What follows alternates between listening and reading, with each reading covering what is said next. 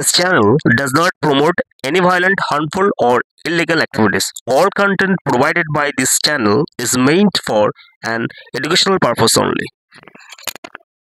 বিজেপিকে পছন্দ হয়েছে বিজেপিকে দিন, তৃণমূলকে পছন্দ হয়েছে তৃণমূলকে দিন, আইএসএফ যদি প্রার্থী দেয় পছন্দ হলে দেবেন, কংগ্রেস সিপিএম অনেক রাজনৈতিক দল আছে, যাকে ইচ্ছা ভোট পছন্দ হলে আপনারা দিন, কিন্তু দিনের শেষে আপনারা প্রতিবেশী, আপনাদেরকে এখানেই থাকতে হবে, এটা মাথায় রেখে আপনাদের পলিটিক্স করা দরকার বলে আমি।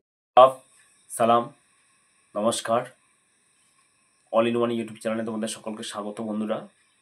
তো আজকে আমাদের রাজ্যের যে ভোট মানে একটা প্রতিহিংসা, ভোট মানে হিংসা, ভোট মানে হচ্ছে রক্তক্ষয়ী সংগ্রাম, এটা হয়ে থাকে, যেটা বাইরের অন্য কোনো রাজ্যে হয় না, এটা অস্বীকার করার কোনো জায়গা নেই।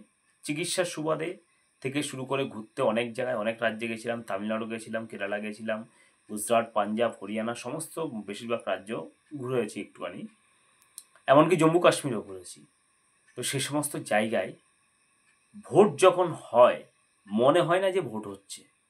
প্রত্যেকটা রুলিং পার্টি বলো, সেখানকার অপোজিশন পার্টি বলো, সবাই কর্মীরা একই মানে চায়ের দোকানে বসে চাটা খাচ্ছে, গল্প করছে। আবার ভোটের সময় কোনো ওই টেবিল নিয়েও বসে না, দুই একজন, কোনো line jam, booth jam, vote লুট পাট, এই সমস্ত কিচ্ছু নেই। সবাই একসাথে, মানে অপোজিশন, বিরোধী থেকে শুরু করে সবাই একসাথে, মানে রুলিং থেকে শুরু করে পার্টির সমস্ত মানুষ একসাথে চা বা খাচ্ছে, খেয়ে দিয়ে যে যার মতো পাবলিক ভোট দিতে যাচ্ছে, ভোট দিয়ে চলে আসলো, ব্যাস। এই ছাড়া কোনো মারপিট, হানাহানি, কোনো কিচ্ছু হয় না বাইরের রাজ্যগুলোতে। কিন্তু আমরা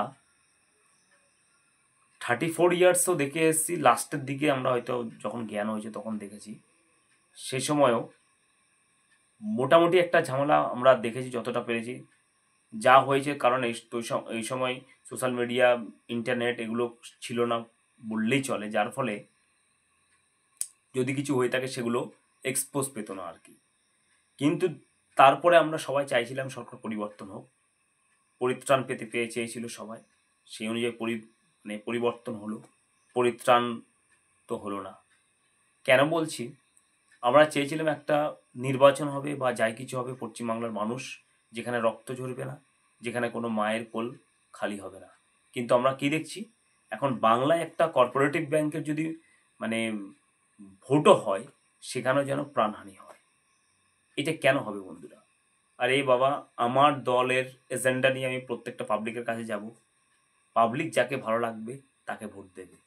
কেন আমরা কি দেখি, এই নিচুতলার অপদার্থ কর্মী যারা রয়েছে, তারা উপরের তলার এমপি, এমএলএ, এদের কথা শুনে এরা একে অপরের সঙ্গে মারপিট করে অশান্তিতে জড়িয়ে পড়ে এবং জেল খাটে, তাদের পরিবারগুলো ধ্বংস হয়ে যায়। আর ওইদিকে কলকাতার এসি ঘরের বাবুরা, তারা কিন্তু কলকাতা থেকে বসে কলকাঠি নাড়ায় এবং 22খানা জেলাকে তারা ঠকাচ্ছে বন্ধুরা। কারণ এই কলকাতাই একটা জেলা যারা 22খানা জেলাকে ঠকাচ্ছে। কিভাবে ঠকাচ্ছে? এই 22খানা জেলাতে বেশিরভাগ গ্রামের দিকে মানুষরা রাজনীতির সঙ্গে প্রত্যক্ষ পরোক্ষভাবে জড়িয়ে পড়ে, আর কিছু না। চায়ের দোকানে দেখবে এরা মনে হচ্ছে এমন বড় মানে ওরা কি বলবো আর কি, মানে ওই লেনিন, স্টালিন এদেরকেও পর্যন্ত হার মানিয়ে দেবে এরকম পরিস্থিতি। চায়ের দোকানে বসে এরা এমন করে, ওই মানে এই স্বল্প শিক্ষিত বা অশিক্ষিত যে সমস্ত কর্মীবর্গ এবং মানুষগুলো রয়েছে, চায়ের দোকানে বসেই রাজনীতি শুরু হয়ে যায়, কথাবার্তা বলতে নানান কিন্তু বিবাদ, অশান্তি শুরু হয়ে যায়। আর ভোটের সময় এই কলকাতার বাবুর নেতারা কি করে, এদেরকে কাজে লাগিয়ে দিয়ে এবং লোকাল একটা নেতা তুলে কিন্তু ওকে দিয়ে টুপি পরিয়ে কিন্তু কলকাতায় সমস্ত কিছু নিয়ে চলে যাচ্ছে, কলকাতায় নেতা মন্ত্রী সব কিছু হচ্ছে, আর তারাই কিন্তু এই 22খানা জেলাকে ঠকাচ্ছে বন্ধুরা। এবং এই জন্য একজন শিক্ষিত সম্প্রদায়ের মানুষের প্রয়োজন হয়, যে এই নিম্নবর্গ, পিছিয়ে পড়া মানুষদেরকে টেনে তুলবে, মানুষের মধ্যে অশান্তি হবে না, হানাহানি হবে না, সেই জিনিসটা মানুষের মধ্যে বোঝাবে, যাতে মানুষের মধ্যে শিক্ষার আলো ছড়িয়ে দেবে। তবে কিন্তু এই সমাজের মানুষগুলো যারা এখনো পর্যন্ত অবুঝভাবে একে অপরের সঙ্গে দাঙ্গা করছে, একে অপরের সঙ্গে মানে কি বলবো, হিংসায়, হানাহানিতে জড়িয়ে পড়ছে, এই মানুষগুলোকে মানে সঠিক পথে আনার জন্য একটা ব্যক্তি 2021 সালে একজনই বিধায়ক হয়েছেন, ভাঙড়ের বিধায়ক নওশাদ সিদ্দিকী ভাই। তো তিনি আপ্রাণ চেষ্টা করছেন প্রত্যেকটা মানুষকে বাঁচানোর জন্য।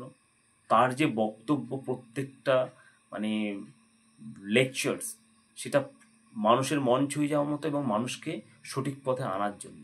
তো তার একটা সুন্দর একটা বক্তব্য তোমাদের সামনে উপস্থাপন করছি বন্ধুরা, তোমরা শোনো, তারপরে আমি আসি। বিজেপিকে পছন্দ হয়েছে, বিজেপিকে দিন। তৃণমূলকে পছন্দ হয়েছে, তৃণমূলকে দিন। আইএসএফ যদি প্রার্থী দেয় পছন্দ হলে দেবেন।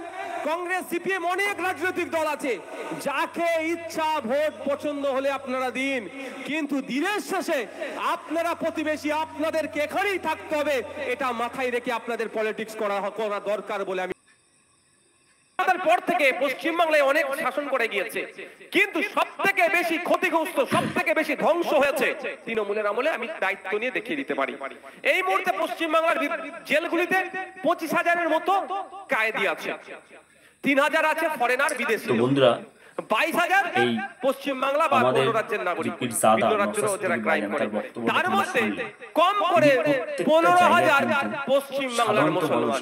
ওই 15,000-এর মধ্যে আমি আপনাদের বলতে পারি 10,000 নির্দোষ মুসলমানকে মমতা ব্যানার্জি সরকার ভরে রেখেছে। তিনি একটাই কথা বলে একটা উদাহরণ, যে আপনারা নিজেদের মধ্যে কেউ কেউ মারামারি করবেন না, অশান্তি করবেন না, একে অপরের সঙ্গে অশান্তি ঝামেলা কিছু করবেন না, যে দলই করুন, যাকে পারেন ভোট দিন। এরকম নেতা কিন্তু কোনো জায়গায় পাবে না। এটা হচ্ছে নেতা যে সমাজকে এগিয়ে নিয়ে যেতে চায়, প্রত্যেকটা ধর্মের মানুষের, জাতি ভেদ ধর্ম নির্বিশেষে প্রত্যেকটা মানুষকে এগিয়ে নিয়ে যেতে চায়, তিনি হচ্ছেন নেতা। কিন্তু আজকে ওয়েস্ট বেঙ্গলে যে আমরা অশান্তি বিবাদ দেখছি, মানে মানুষে মানুষে হিংসা বিদ্বেষ ছড়িয়ে দেওয়া হচ্ছে। দ্বিতীয়ত কি হচ্ছে, মানে দেখো, আমরা 2021 সালে যে বিধানসভার ভোট দেখেছি, তারপর আমরা দেখেছি পোস্ট পোল ভায়োলেন্সের কথা সবার মনে পড়ে। চারদিকে যেভাবে বাড়ি ঘর ভাঙচুর থেকে শুরু করে সমস্ত কিছু হয়েছে, এই শুধু পশ্চিমবাংলায় হয়েছে। অন্য অন্য জায়গায় এত বিধানসভার ভোট হয়েছে, কোনো জায়গায় কিচ্ছু হয়নি, এই শুধু পশ্চিমবাংলায় হয়েছে বন্ধুরা। কত মানুষ এখনো গৃহহীন, কত মায়ের কোল ফাঁকা হয়ে গেছে, খালি করে দেওয়া হয়েছে, হত্যা করা হয়েছে কত ভাই বোনকে, এইভাবে চলেছে। কিন্তু কোনো নেতা কিন্তু মানে ভালো সৎ দিকে মানুষকে নিয়ে যাওয়ার মতো পথ দেখায়নি, একমাত্র নওশাদ সিদ্দিকী ভাইজানই কিন্তু দেখাচ্ছে। এবার একটা কথা বলি, আমরা একজন সৎ, মানে কি বলবো, মানুষকে সঠিক পথে নিয়ে যাওয়ার নেতার আমরা তো বক্তব্য শুনলাম। এবার কিছু নেতা যারা শুধুমাত্র কুর্সি বা গদি দখল করে রাখতে চায়, সেই নেতার বক্তব্য তোমরা বন্ধুরা শোনো, তারপরে আমি একটু আসছি বন্ধুরা।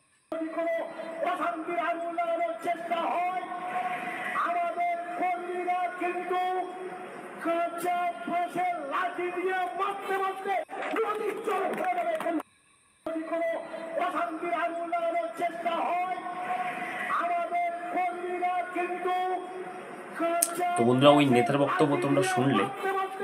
এই ভদ্রলোকটি কে একটু জানাই তোমাদের, তারপর আমি ডিটেলসে আসছি। ইনি হচ্ছেন বাসন্তী বিধানসভার একজন বিধায়ক। তিনি কি বলছেন, 2026-এর ভোট এখনো আসতে প্রায় 7 থেকে 8 মাস বাকি। তো যাই হোক, তিনি হয়তো কিছু বুঝতে পারছেন সেখানে যে নতুন দল হলো আইএসএফ এর গ্রহণযোগ্যতা, মানে এই বাসন্তী বিধানসভায় প্রায় 80% মানুষ আইএসএফকে গ্রহণ করছে। তাই জন্য সেই ভয় হোক বা যাই কিছু হোক, এই শাসক দলের এই নেতা ইনি কি বলছেন, যে আইএসএফ কর্মীদেরকে কাঁচা বাঁশ দিয়ে মেরে নদীর চরে ফেলে দেবে বন্ধুরা। তা এইটা একটা হিংসাত্মক, মানে কি বলবো, পশুভিত্তিক আচরণ সম্পূর্ণ নেতা আর কি বলা হয়, তাছাড়া আর কি বলা যায়। কারণ যে নেতা একজন বিধায়ক হয়ে, সেখানে তার কাছে সবাই বিধায়ক। ভারতের ইন্ডিয়ান কনস্টিটিউশনাল রাইট অনুযায়ী আমাদের অধিকার রয়েছে, কনস্টিটিউশন আমাদেরকে সেই অধিকার দিয়েছে, আমি কোন দল করব, কি খাবো, কি পড়বো, কিভাবে চলবো, কোথায় জায়গা কিনবো, কি ভাষায় কথা বলবো, সেগুলো আমাদের কনস্টিটিউশনাল রাইট। কিন্তু এই যে নেতাগুলো 5 বছরের জন্য নির্বাচিত করেছে মানুষ, আর সেখানে আমি ভাবি বাসন্তীর যে সমস্ত মানুষবর্গ রয়েছে, তারা এবার আপনারা চিনে নিন, এই কাকে আপনারা ভোট দিয়ে নির্বাচিত বা ইলেক্টেড করুন, যার মুখে মানে সুবক্তা না হয়ে যে হিংসা বিদ্বেষের ছড়াচ্ছে, যে বলছে যে যারা আইএসএফ অর্থাৎ ইন্ডিয়ান সেকুলার ফ্রন্ট করে, তাদের সেই মানে নাকি গণতান্ত্রিক রাইটও নেই সেই ইন্ডিয়ান সেকুলার ফ্রন্ট করার, তাদেরকে বাঁশ দিয়ে মেরে নদীর চরে ফেলে দেবে বন্ধুরা। তাহলে কেন তার বিরুদ্ধে প্রশাসনিক এবং জুডিশিয়ারি অ্যাকশন হবে না আমার জানা নেই বন্ধুরা। মানে এটা যদি তোমাদের জানা থাকে তাহলে আমাকে জানাবে। কারণ ভারতবর্ষ গণতান্ত্রিক দেশ অনুযায়ী যারা এই গণতন্ত্রকে খর্ব করে তাদের বিরুদ্ধে কেন প্রশাসনিক মানে ব্যবস্থা হবে না সেটা জানি না বন্ধুরা। তো যাই হোক, আজকে আমরা দুটো রকম নেতার দেখালাম। একজন নেতা যিনি সর্বধর্ম সমন্বয়ের কথা বলে এবং সর্বধরনের মানুষের, সব দলের মানুষের মঙ্গল কামনা করে, তিনি হচ্ছেন নওশাদ সিদ্দিকী ভাইজান। আর অন্য একজন নেতা দেখলাম যাকে মানুষ হয়তো ভুলবশত ভোট দিয়েছে বা কী করে জিতেছে আমাদের জানা নেই, সে কিন্তু 2026-এ ভোট আসার আগে হিংসার কথাবার্তা বলে, যে মানুষের প্রাণ নিয়ে নেওয়ার কথাবার্তা বলে। তাহলে সে নেতাকে আপনারা ভোট দিয়েছেন, আপনারা মানুষ যারা রয়েছেন তারা আপনারা বুঝুন, তাহলে আর আমাদের আর কিছু বলার নেই বন্ধুরা। তো যাই হোক, আমি সর্বশেষে একটা কথা বলবো, বাংলায় যাতে শান্তি ফিরে আসে এবং প্রত্যেকটা দলের গণতান্ত্রিক যে অধিকার সেটা যাতে তারা যেন কায়েম করতে পারে, সেটাই আমরা চাইবো বন্ধুরা। এবং হিংসা, বিদ্বেষ, মারামারি, কোনো মায়ের কোল খালি হয়ে যাচ্ছে সেটা আমরা চাইবো না। এবং এমন ধরনের নেতা চাইবো না যে বলবে বাঁশ দিয়ে মেরে নদীর চরে ফেলে দেওয়া হবে, সে ধরনের নেতাকে আমরা চাইবো না। তো বন্ধুরা, আজকে ভিডিওটা নিয়ে ভালো লাগলে লাইক শেয়ার সাবস্ক্রাইব করবে। ধন্যবাদ।